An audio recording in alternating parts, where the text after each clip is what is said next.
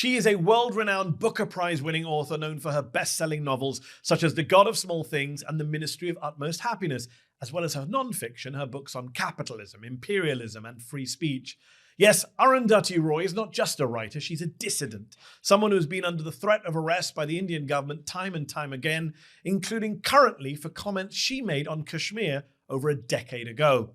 And now Arundhati is out with her first ever memoir, Mother Mary Comes to Me, which is centered around her rather complex relationship with her mother, the late Mary Roy. And I'm delighted to say the one and only Arundhati Roy joins me now here in New York City. Welcome. Thank you. Such a pleasure to have you here in person. So glad that you're on this book tour. You have written a lot of books, a lot of famous books, best-selling books, fiction, non-fiction. This is your first memoir, Mother Mary Comes to Me, which I urge you, get your copy now. A fantastic read. Touches on a lot of topics, but it's centered around your complicated relationship, I think it's fair to say, with your late mother, Mary Roy, who died in 2022. She was a very well-known women's rights activist. She was a well-known educator. She won a major case at the Indian Supreme Court. What was it about her that made you want to make your memoir, make her the focal point of your memoir? And I believe, and correct me if I'm wrong, she was also an inspiration for the character in God of Small Things as well. She liked to think so. Oh, she said so in interviews. Okay. But what was it about her? Well, she as you said, she was an extraordinary person. She belonged to this very small community in Kerala called the Syrian Christians. Married outside, left her husband, my father, and then made an amazing school which still functions. But the reason I wrote it, as I said in early chapter, was I mourn her more than a daughter mourning her mother. I mourn her as a writer who's lost her most enthralling subject, because she's a person who I just don't think anybody could make up their minds about. She had this tremendous inspirational side to her. She brought up generations of young students. She as you said, won a case in the Supreme Court for equal inheritance rights for Christian women. But then she had this very dark side, which my brother and I sort of absorbed in order that she could give out her light. We had to absorb the darkness. But that was complicated and interesting too, harder for him, I think, than for me, because for him, there was not that redeeming side where the fights she fought for women were also for me, not as a daughter, but as a woman. Yes. But for him, it was very, very hard. You write of her, Arundhati, you say, quote, "She taught me how to think, then raged against my thought. She taught me to be free and raged against my freedom. She taught me to write and resented the author I became." Did you ever wonder why she had that kind of reaction to who you became? Or did you always expect it? Do you think she ever realized that who you are was so much to do with what she, quote unquote, did to you? I think this interesting thing about her was that, she was not a mediated person or a person who reflected on things. She just reacted, and I could see what was going on with her, like a chemical experiment working. This very, very conservative Christian community, which kind of humiliated her for being a divorced woman, who referred to us in Malayalam as address illatha pillare, the kids without an address, because, it's so patriarchal and nobody really knew who our father was. I mean, we knew him by name, but what exactly that was. And so all the humiliation that was heaped upon her, she sort of downloaded on us because we were her only safe harbor in some ways. And she knew, especially for me, she knew that that community would not give me the reassurances and protections it gave the other children. So part of her was winding me up to be free, to be questioning, to understand what was going on. And yet that questioning involved eventually, not being able to take what was happening to us, because it was a school where we had to call her Mrs. Roy, even at home, because the school was in our home. And then, I say that she, like people who have a calling, people who have a passion, poets or politicians or musicians or whoever, they have sometimes they have not got space that normal people have for their children, but my mother's calling was other people's children, so it was a little difficult. Your But mother passed away in 2022. Would you have written this book if she was still alive? Would you have wanted to read this book? I couldn't have written this book while she was alive, because when you read it, you'll see that she was a very, very severe asthmatic. So you could not say anything to her without her, getting asthma and I'm going to die and it's your fault. So uh, my entire life, I never had a conversation with her about anything at all, Which might set ever. her off.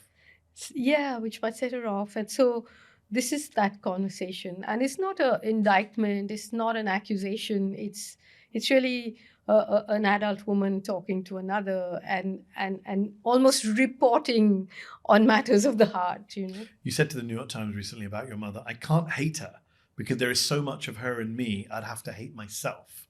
What is in you most from her?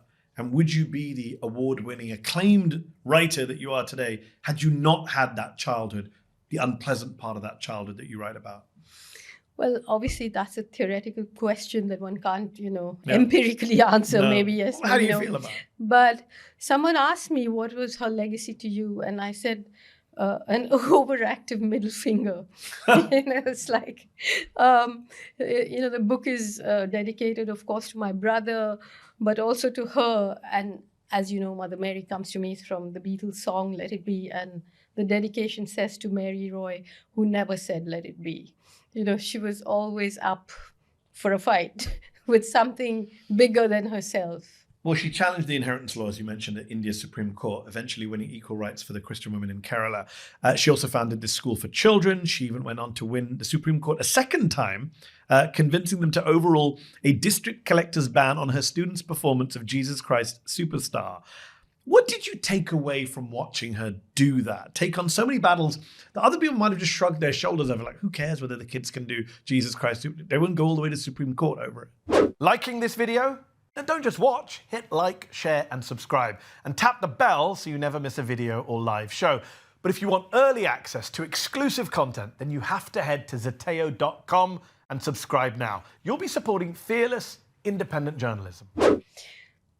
I don't know how to answer these questions, because it's not something conscious that you take away. Like, you don't know, right?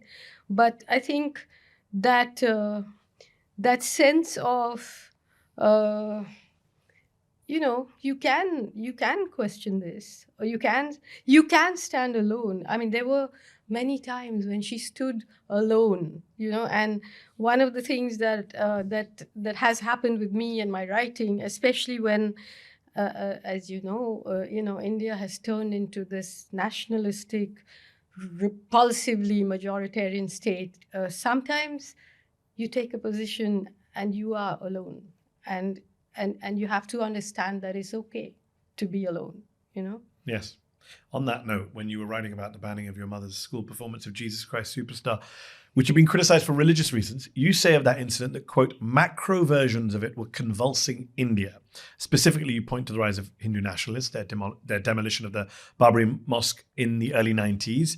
That resulted in all sorts of convulsions, violence. It was spearheaded by the BJP, which is now, wasn't then, but is now the governing party in India, has been for over a decade.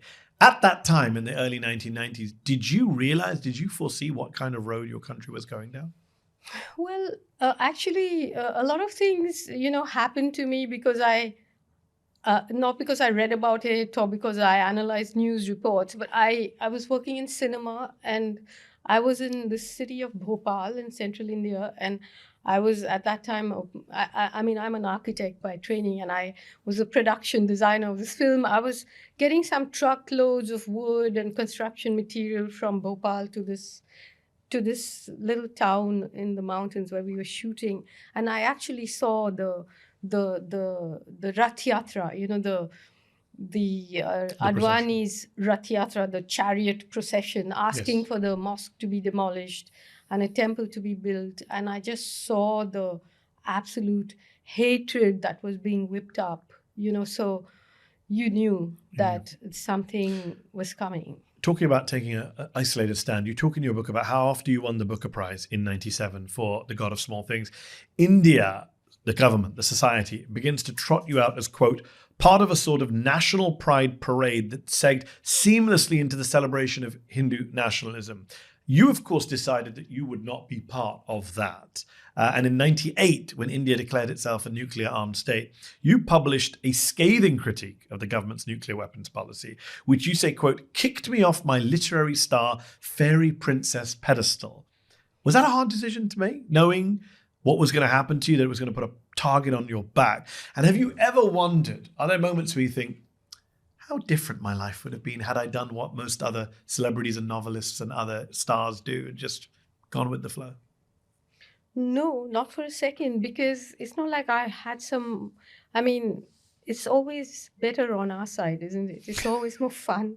And it wasn't that like I felt I was sacrificing anything, because I was so uncomfortable with that sort of fake adulation. And then you're expected to behave in a certain way. And then I was supposed to write the son of the God of small things and the God of small things too. And I'm really not interested. So to me, the point is that I write what I write in order to respect myself. And if I stop respecting myself as a writer, I will stop being a writer, So I write to make space for myself and to make space for a political point of view, which, some people are not in a position to put out, or some people, don't want to for various reasons. But for me, there's never been a moment where I felt, oh, I should do this, or I should keep quiet, or I should suck up to so-and-so. You're under threat of prosecution in India right now, ridiculously, for comments you made on Kashmir in 2010. I have to ask, what first drew you in the first place? You said you're an architect by training, you're working on a film set, you write a novel, a fiction. How do you get drawn to all these marginalized people, to their causes, to their struggles, not just Muslims in Kashmir or poor people across India, but Naxalites, Maoist insurgents deep in the rural jungle? What draws someone like you with your background, your upbringing? How do you end up standing with these people? Well, I don't think of them as these people, But people different to your background and upbringing. Well, Very different. Not all of them. Okay. There are so many. There's so many people fighting out there who are who who are not looking at it as some personal battle, but it's a sort of spectrum of a political point of view. And for me, that's what it always is. I'm not fighting on behalf of anybody. I am doing it because I'm in the swim of things. I am a part of it all, and I have a political point of view which is not subject based. I see the connection between dams and displacement and mining and climate change and fundamentalism and the walls between Hindu nationalism and the corporates. The fact that the Indian mass media is criminal. There's no other description for it, and they are owned by these corporations. There's a direct conflict of interest. So for me, it's just developing a worldview, a point of view, and it doesn't come from just theoretical stuff. It comes I get that. From... I think you're being admirably modest, because I think a lot of people have that worldview that you have and can draw those connections, but most people don't end up in the jungle with the Naxalites. You do admirably. And I'm just wondering, is it something, since we're talking about your life and your upbringing, is it something that just ignited that fire in you that says, I have to be there? I think it could be like, I don't know about how to make those connections, but for me, if I think about it, it is really the curiosity of a writer, a person who, because I'm a fiction writer, I'm a reporter sometimes in a literary sense, I need to feel it. I need to smell it. I need to touch it, Yeah. So even when, for example, I've written a lot about all these fake attacks and fake, terrorists and fake assassination attempts. And it started by my being in jail and meeting a woman called Afzan Guru, who had been, put into jail for this Parliament attack, which sounded so hokey from the start. And then I met her. I realized she had no idea why she was there. I Crazy. came out.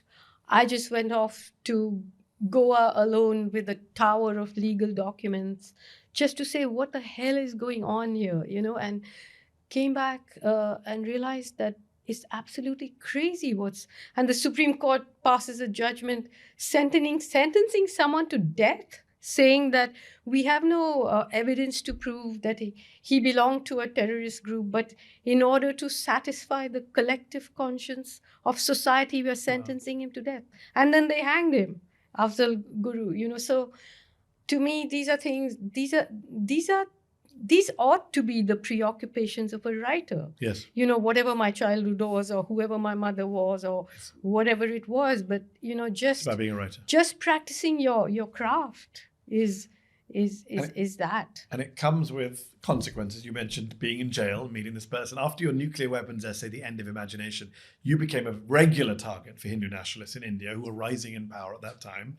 You write in the book one time that you were in the middle of receiving a routine mammogram, and your doctor begins to criticize your books and then lecture you on why India needs nuclear weapons. Now, first of all, I hope you've changed doctors. But second of all, what does that say about nationalist fever in India, that people feel they can say this in the most private and intimate of settings, bring politics into it? You see, Mehdi, the thing is, we all spend a lot of time critiquing the government, the state, the policy.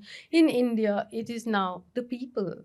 India used to be a friend of Palestine. Yep. India used to be a dignified country. It has lost its dignity.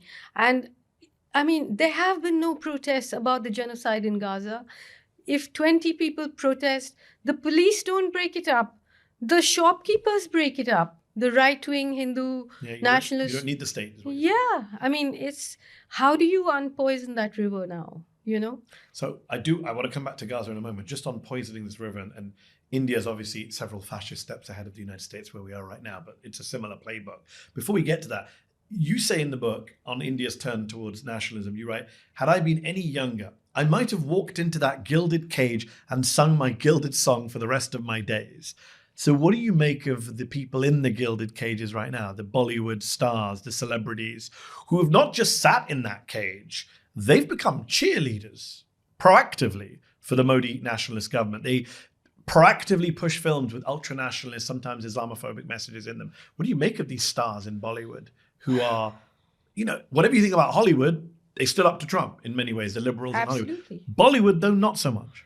Bollywood and the mainstream media, TV anchors, they're like lynch mob leaders sometimes, and people who actually lynch people put it up on YouTube and boast about it. Bollywood, yes, Bollywood has made some unforgivable films that lead to mass hysteria.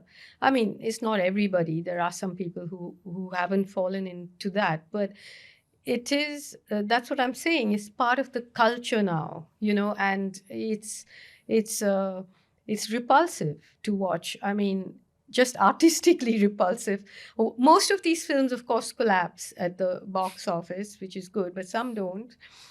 But on the whole, to watch a country that once had some kind of grace lose its dignity like this is, internationally, I'm talking about, once a non-aligned country, it's sad to watch. And sad to see it replicated.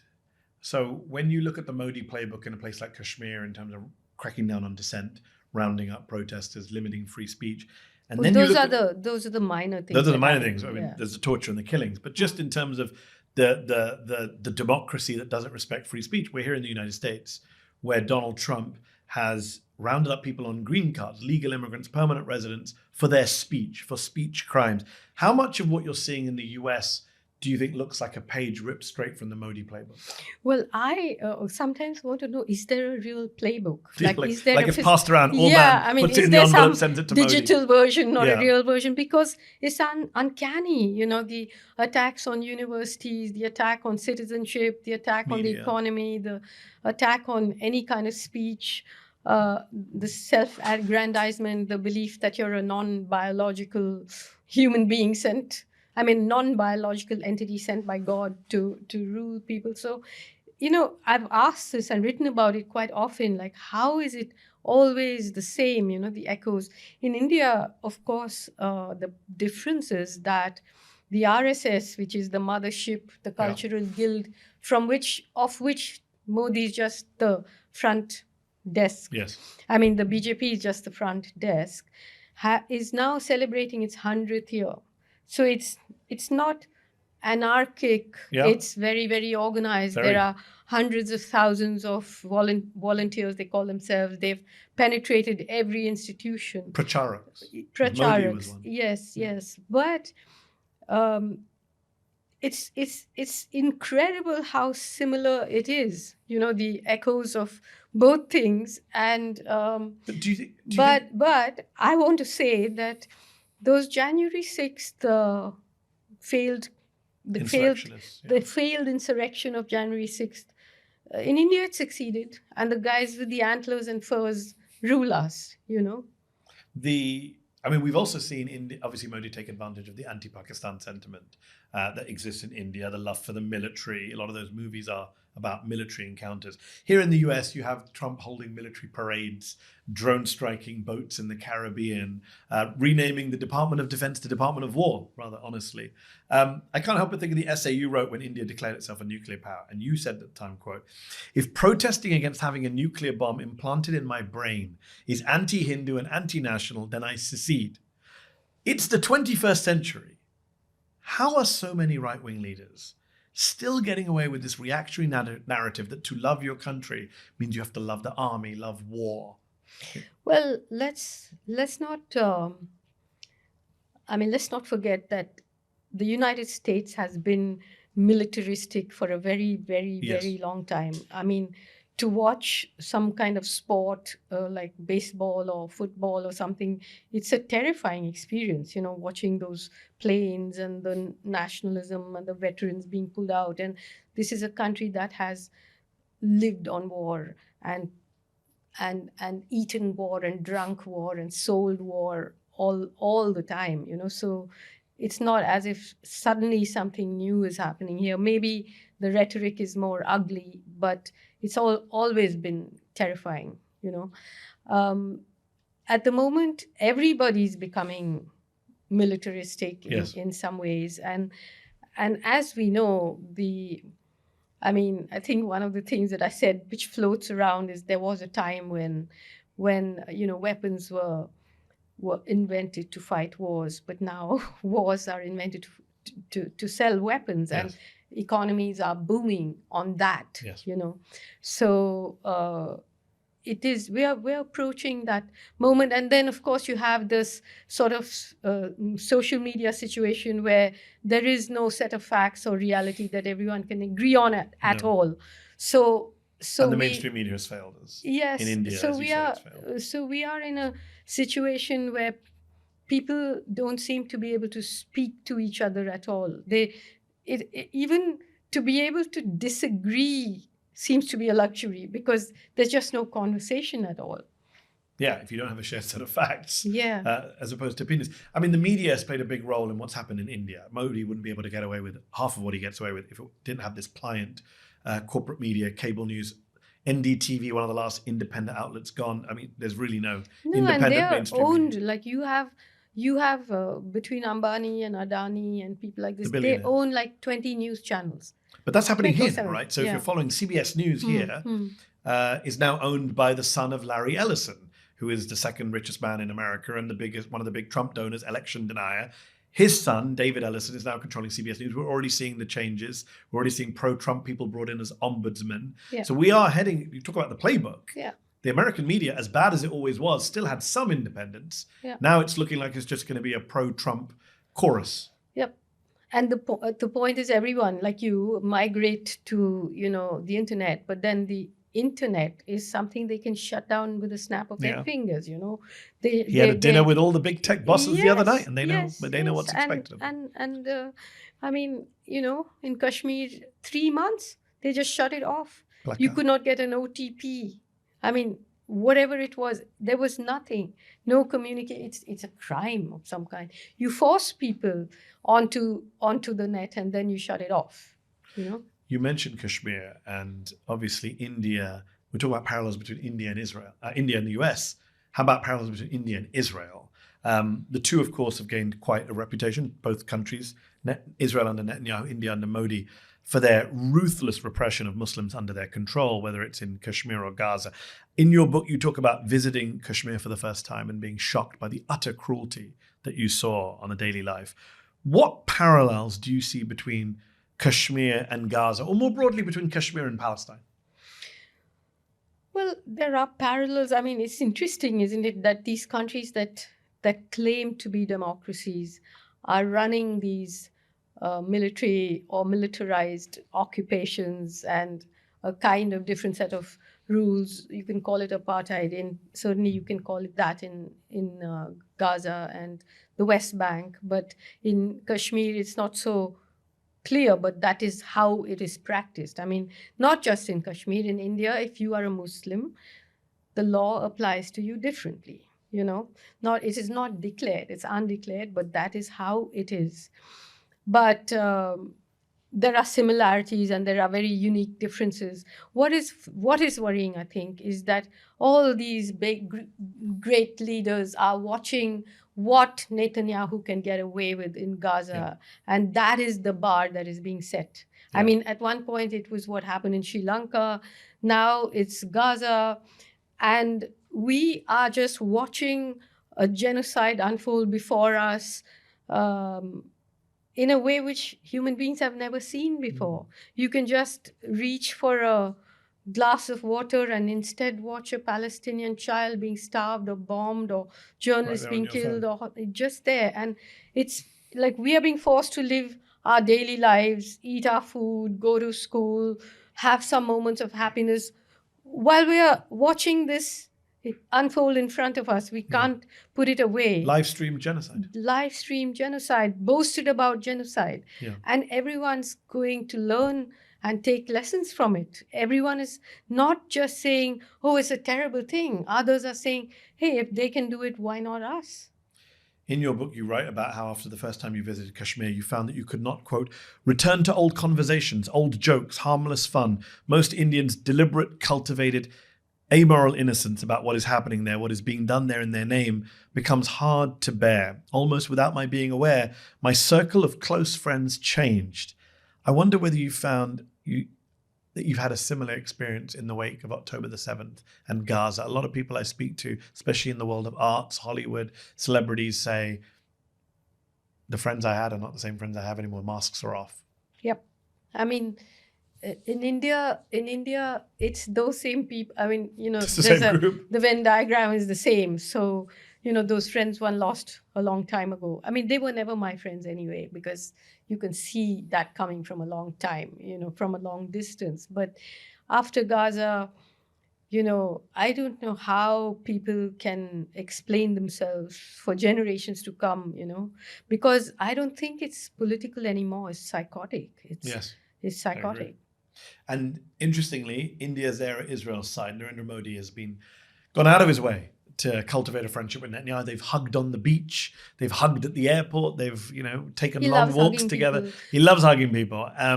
But not just hugging, buying billions of dollars worth of weapons parts from Israel. There were even reports last year that India was shipping weapons to Israel.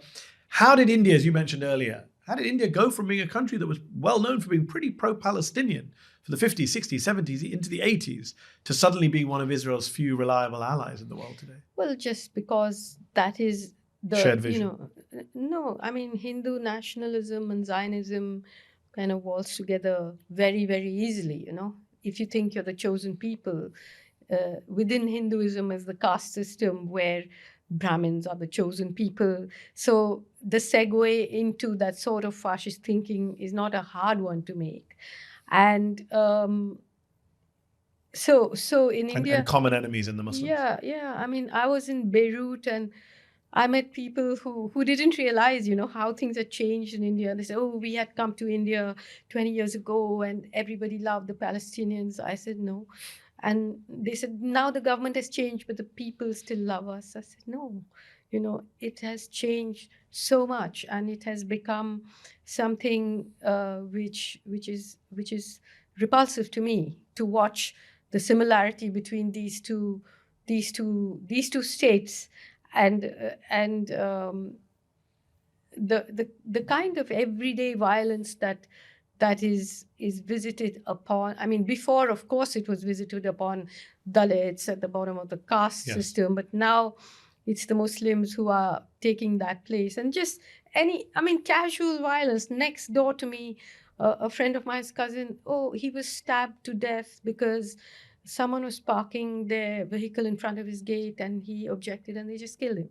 You know what I mean? That's not going to Been count. normalized. Yeah, it's been normalized. So you can just go around, lynching people, and you have mobs with swords come out and say Muslims should be killed, women should be raped, and it's normalized. These are scary times. In 2003, you served on the World Tribunal on Iraq, which ultimately ruled that the US and UK governments were guilty of violating the UN Charter and the Nuremberg Principles, found that US forces had been, quote, intentionally directing attacks upon civilians and hospitals, medical centers, residential neighborhoods, water purification facilities. I remember marching against the Iraq War. I remember being radicalized by the Iraq War and thinking, we will never see anything like this horror show in our lifetimes again. Abu Ghraib, the use of depleted uranium, all of those war crimes from Bush and Blair. And then Gaza comes along and you think, wow, they've actually done something worse. Between that and Gaza, a lot of things came along. Many wars came along, but I think Gaza is, as you said a moment ago, the live stream genocide is like something we've never seen. Yeah. Not in Syria, it's just not in Libya. The ground has been prepared and people are being prepared to go this far. To do this, you know? Do you see parallels between Iraq and Gaza in terms of there was never any accountability for Iraq? The war criminals walked away from the scene. The war criminals walked away and Joe Biden supported the Iraq war, was elected president 17 years later. Tony Blair, I don't know how many millions he earns for talks on religion or something. He's not, and he was even allegedly involved with Trump in this ethnic cleansing plan of Gaza. Exactly. Do you see the same thing happening with Gaza? Complete impunity. Complete impunity. And I don't know, see, Mehdi, before the show ends, if they wanted to, they could stop it. The United States could stop it. But, one phone call. But no, it's acceptable. And there are some people, and of course, I've been speaking about it since 2002, the process of the demonization and dehumanization of Palestinians, which is such an important process to allow a genocide to proceed. And it's been coming. The only good thing I can say is that I remember coming here and speaking in 2002, and people were just like, you don't talk about this in America, And now young people are on the streets, Jewish people are on the streets, students, every kind of person is on the street. But what is under the rubble in Gaza is not just the bodies of Palestinians, but the carcass of Western liberal democracy. Or as, what's that line from Gandhi? Western civilization, I think is a good idea. Just on that before we finish, on the specific issue of, speaking out and taking a stand, do you think things have changed to the point where now we're going to actually see changes from governments? Some European governments are kind of... Yeah, they are. But, I don't know whether they're just doing that to sort of keep a little cozy place for themselves in the history books and not really do anything, because they are allowing this to proceed at a pace where you are seeing the annihilation of a whole people, of their history, of everything, of their children, education, hospitals, journalists, everything. And I know that what these people are thinking is that public memory is short, and 20 years down the line, who'll remember? Who'll remember? You mentioned dehumanization. I was just thinking, people like Greg Stanton, the genocide scholar, have said, well, India's on the road to genocide. Some of the warning signs are there. You talk to other people. I'm of Indian Muslim descent, as you know. A lot of my family, when I talk to them in India and abroad, they say stuff like, oh, that's hyperbole. There's too many Muslims in India for there to be a genocide. It's, hundreds of millions of Indians are Muslims. You couldn't have a genocide against Muslims in India. That's hyperbole. What do you make of that argument? Well, what does it mean, a genocide? Does it mean that all of them have to be annihilated? No. You had, when the Citizenship Amendment Act came, they started building these big internment centers, Nassam, and yeah. they were not meant to accommodate, the hundreds of millions of Muslims, but they were meant to tell people this is where you belong. You are going to be second-class citizens. You do not have the rights that everybody else has. Of course, I mean, India, the thing is, it is a very anarchic place with so many languages, so many castes, so many cultures, so much stuff. So it's like to say India is a Hindu country is like trying to pour an ocean into a Bisleri bottle.